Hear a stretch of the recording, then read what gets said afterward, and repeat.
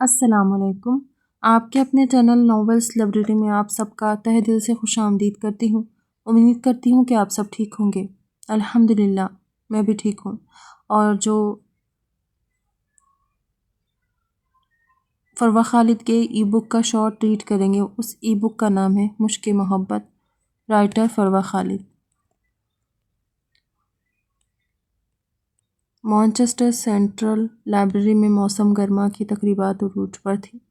یہ موسم آہستہ آہستہ اپنے اختتام کی جانب بڑھ رہا تھا اور موسم سرما کی آمد ہونے کو تھی۔ سب لوگ اپنے انٹرسٹ کے مطابق وہاں ہونے والی مختلف تقریبات میں شرکت کر رہے تھے۔ مانچسٹر، جسے میوزک کا شہر بھی کہا جاتا تھا، مختلف اسٹریٹس اور گارڈنز میں بہت منفرد اور کانوں کو بھاتا بہت ہی اچھے دھن پر میوزک بج رہا تھا، جس میں کچھ پاپ سنگرز تھے اور کچھ کے ہاتھوں میں کلاسک انسٹرومنٹ تھے۔ سب اپنے میں آپ میں مگن فضا کو معطر کر رہے تھے۔ وہاں سے گزرتے لوگ اس میوزک کو انجوائے کرتے ہوئے جا رہے تھے اور کچھ لوگ وہیں رک جاتے۔ شہر کی تمام اسٹریٹس پر ہر وقت لوگوں کا آنا جانا لگا رہتا، مگر ان سب سے ہٹ کر مختلف شوق رکھنے والا وہ 7 اسٹار گروپ اس وقت مانچسٹر کے F1 ریسنگ ٹریک پر ٹھیروں گاڑیوں کے بیچ اپنا کاسٹیوم پہنے وہاں اپنی ڈرائیونگ اسکلز دکھانے کے لیے موجود تھا۔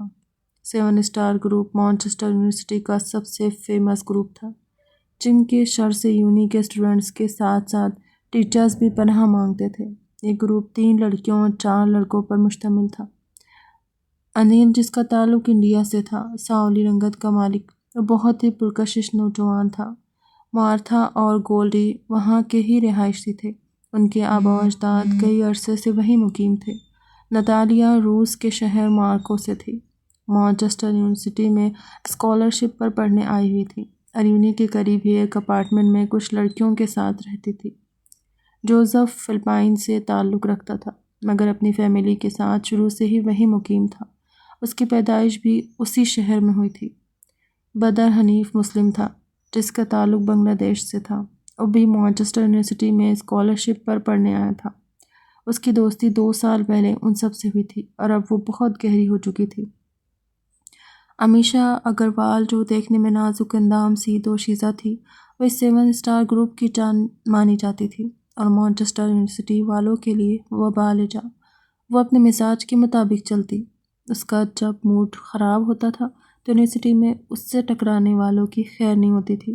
باقی سب بھی شیطان کے جانشین تھے، مگر امیشا اگروال کا کوئی ثانی نہیں تھا۔ اس کی ذہانت بھرے دماغ میں الٹے سیدھے آئیڈیاز کا انبار لگا رہتا۔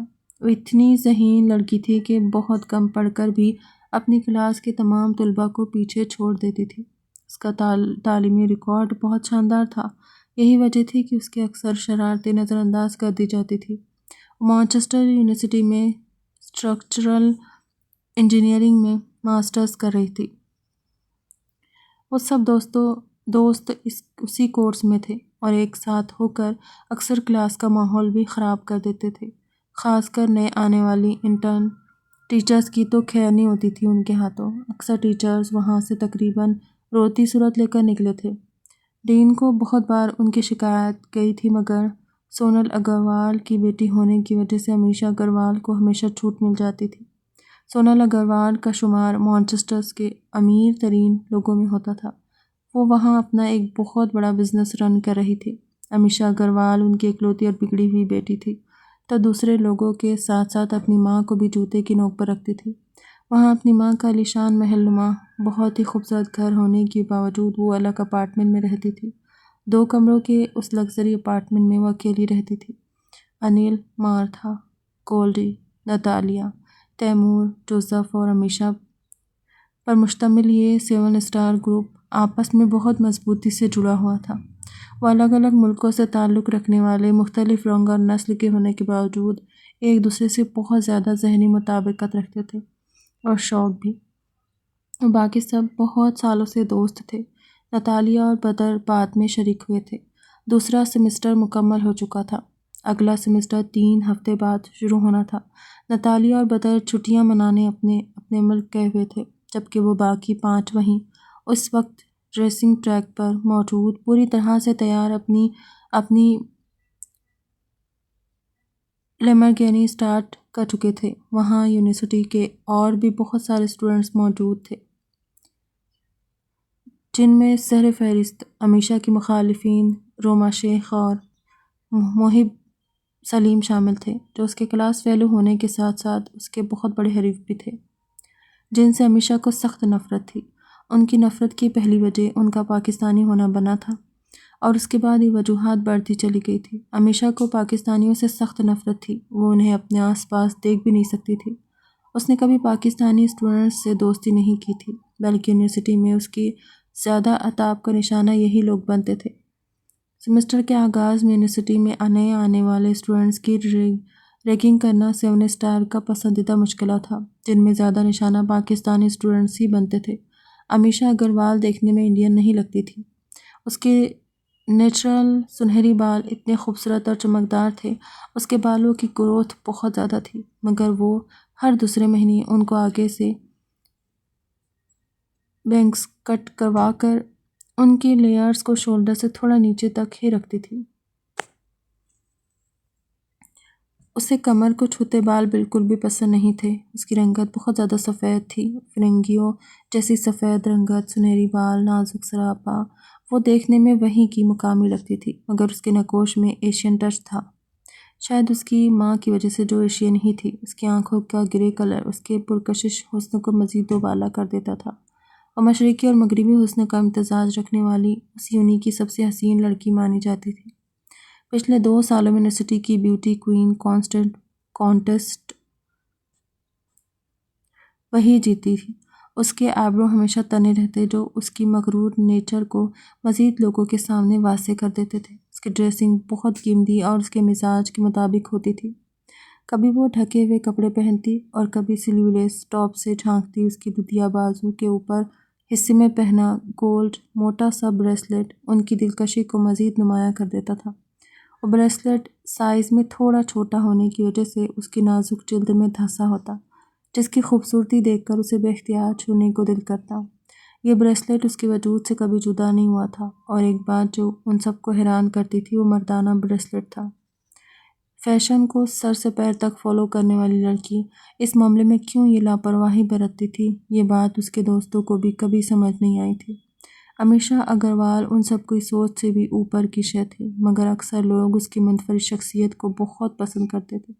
امیشا آج جیت 7 اسٹار کی ہونی چاہیے، مارتھا نے روما اور محب کو دیکھ کر امیشا کو آنکھ مارتے شستہ انگریزی لہجے میں کہا تھا، جس کے جواب میں گاڑی میں بیٹھتے امیشا نے تھمس اپ کیا تھا۔ غلطیاں ہو رہی ہیں مجھ سے۔ اس کی ڈرائیونگ سکلز بہت اچھی تھی۔ وہ لوگ کئی بار ریسنگ کر چکے تھے، مگر آج پہلی بار ان کے مقابلے میں ان کے حریف موجود تھے۔ مقابلے کا آغاز ہو چکا تھا۔ روما کی گاڑی امیشا کی گاڑی کے برابر تھی۔ ریسنگ اسٹارٹ ہوتے ہی وہ اس کے ساتھ سے گاڑی نکالتی تیزی سے آگے نکل گئی تھی۔ ساری گاڑیاں آگے پیچھے اپنی اپنی اسپیڈ بڑھاتی آگے نکلنے کی کوشش کر رہی تھی۔ امیشا کی گاڑی روما کی گاڑی کے پیچھے ہی تھی، جبکہ جوزف اور محب سب سے آگے تھے۔ مارتھا امیشا کے برابر چل رہی تھی۔ اسے امیشا کی اسپیڈ پر حیرت ہو رہی تھی۔ اتنی اسپیڈ تو وہ کبھی نارمل گاڑی ڈرائیو کرتے ہوئے بھی نہیں رکھتی تھی۔ مارتھا نے اپنی اسپیڈ تیز کی تھی۔ امیشا کے دماغ میں کیا چل رہا تھا؟ یا اس کی گاڑی کے ساتھ کوئی پرابلم ہو گئی تھی؟ مارتھا کے پاس یہ سب سوچنے کا ٹائم نہیں تھا۔ انہیں روما، محب اور ان کے گروپ کے باقی لوگوں کو کسی بھی قیمت پر جیتنے نہیں دینا تھا۔ یہی وجہ تھی کہ سب اپنی اپنی کوشش کر رہے تھے، مگر جسے انہیں سب سے زیادہ امید تھی وہ تو ایسے لگ رہا تھا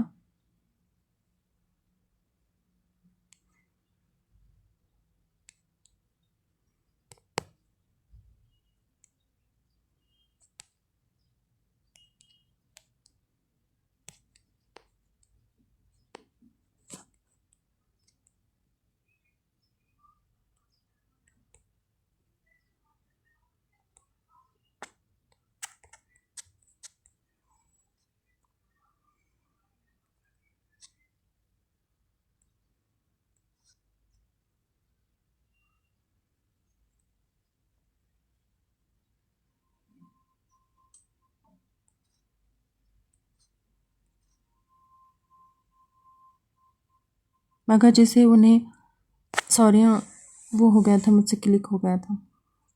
یہی وجہ تھی کہ سب اپنی اپنی کوشش کر رہے تھے، مگر جسے انہیں سب سے زیادہ امید تھی وہ تو ایسے لگ رہا تھا لانگ ڈرائیو پر آئی ہوئی تھی۔ مارتھا کی گاڑی بھی امیشا کی گاڑی سے آگے نکل گئی تھی۔ امیشا نے اپنی عادت کے مطابق لبوں کو ہارٹ شیپ میں موڑ رکھا تھا۔ جب بھی اس کے دماغ میں کوئی شیطانی خیال چل رہا ہوتا تھا تو اس کے ہونٹ ایسے ہی ہارٹ شیپ میں مڑ جاتے تھے، جو دیکھنے والوں کی جذبات میں طغیانی برپا کر جاتے تھے۔ اس کے سر اور چہرے پر ہیلمٹ تھا، آنکھوں پر گلاسز اور ہاتھوں میں گلوز۔ اسپورٹ کاسٹیوم میں ملبوس وہ نازک اندام سی لڑکی اب کیا کرنے والی تھی، اس کی خبر اس کے دوستوں کو بھی نہیں تھی۔ گیئر بدلتے اس نے گاڑی کی سپیڈ کو فل پر کیا تھا اور اگلے لمحے گاڑی کے ٹائر روڈ سے رگڑ کھاتے، زوردار آواز پیدا کرتے سامنے آتے ٹرن پر سلو سپیڈ ہوتے گاڑیوں کے بیچ میں سے ایسے گزری تھی کہ دکھائی بھی نہیں دی تھی۔ مارتھا نے پھٹی پھٹی آنکھوں سے اس کی سپیڈ دیکھی تھی، جو اس کے لیے انتہائی خطرناک ہو سکتی تھی۔ کیا کر رہی ہے لڑکی؟ وہ اب امیشا سے پیچھے تھی جب اس کی نظر روما کی گاڑی کی جانب گئی تھی۔ امیشا اس سے ذرا سے فاصلے پر تھی۔ ریسنگ کا رول تھا کہ کوئی بھی کسی کی گاڑی کو جان بوجھ کر ہٹ نہیں کر سکتا تھا۔ امیشا کو سارے رولز پتہ تھے۔ روما بھی بیک ویو مرر سے اپنی طرف آتی امیشا کی گاڑی دیکھ چکی تھی، جو اس کے دائیں جانب تھی۔ اس نے گاڑی کو بائیں سائڈ پر کر کے اس کی سپیڈ بڑھانی چاہی تھی، جب امیشا جو یہی چاہتی تھی پلک جھپکتے جتنی دیری میں اس نے گاڑی کو بائیں جانب موڑ دیا تھا، اس لمحے روما کی گاڑی بھی اسی سائڈ پر ہوئی تھی اور تیز رفتاری سے گزرتی امیشا کی گاڑی سے ٹکراتے الٹی ہوئی ٹریک سے باہر جا گری تھی۔ امیشا نے جان بوجھ کر اسے غلط رخ دکھایا تھا جس کی وجہ سے یہ ٹکر ہوئی تھی، مگر یہ بات صرف امیشا اور روما ہی جانتی تھی۔ مارتھا کے سوا دیکھنے والوں میں سے کوئی نہیں کہہ سکتا تھا کہ امیشا کی جانب سے جان بوجھ کر کیا گیا تھا۔ یاہو، گو گرل! روما کی الٹی پڑی گاڑی کو دیکھتے مارتھا کے لبوں سے نعرہ بلند ہوا تھا۔ محب روما کی گاڑی کی حالت دیکھ چند لمحوں کے لیے ڈسٹریکٹ ہوا، اور وہی لمحہ تھا جب جوزف اور ان کے قریب پہنچتی امیشا نے ایک ساتھ اس کی گاڑی کو گھیرتے اسے ٹرن پر گاڑی موڑنے کا موقع ہی نہیں دیا تھا۔ محب کی گاڑی روڈ سائڈ پر پڑے ڈرم سے ٹکراتی دھواں چھوڑنے لگی۔ اگلے 2 منٹ بعد امیشا کی گاڑی جوزف کو بھی پیچھے چھوڑ دیے ریس جیت چکی تھی۔ دوسرے نمبر پر جوزف تھا۔ روما کو فوری طور پر گاڑی سے نکال لیا گیا تھا۔ کاسٹیوم پہنے ہونے کی وجہ سے اس کو چوٹ نہیں آئی تھی، مگر گردن ایک دم سے مڑ جانے کی وجہ سے اسے بہت زیادہ پین ہو رہا تھا۔ High girl! مجھے پتہ چلا تمہاری گاڑی آؤٹ آف کنٹرول ہو گئی تھی۔ امیشا اپنا میڈل ریسیو کرتی سب سے پہلے انہی کی جانب گئی تھی جہاں وہ دونوں اپنے گروپ والوں کے ساتھ کھڑے تھے۔ روما نے نخوت بھرے انداز میں اس کی جانب سے نگاہیں پھیری تھی۔ اتنی نفرت نہیں کرنی چاہیے کہ کسی کی زندگی کو ہی رسک میں ڈال دو۔ محب کو اس لمحے اس مغرور لڑکی کے حسین چہرے پر سجی قاتلانہ مسکراہٹ بہت زہر لگی۔ وہ اس وقت بلیک سلیوز لیس ٹاپ اور جینز میں ملبوس دائنی کلائی میں پہنے بہت سارے بینڈ کے ساتھ اپنے ماتھے پر سجے بالوں کے بینگز کو درست کرتی اس کے بات پر کہہ لگا گئی تھی۔ یہ بات امیشا اگروال سے الجھنے سے پہلے سوچنی چاہیے تھی۔ Bloody idiot Pakistani! اگلے ہی لمحے وہ آنکھوں میں نفرت بھرے ان دونوں کو قہر آلود نگاہوں سے گھورتی وہاں سے نکل گئی تھی۔ اس کا رخ اپنے دوستوں کی جانب تھا۔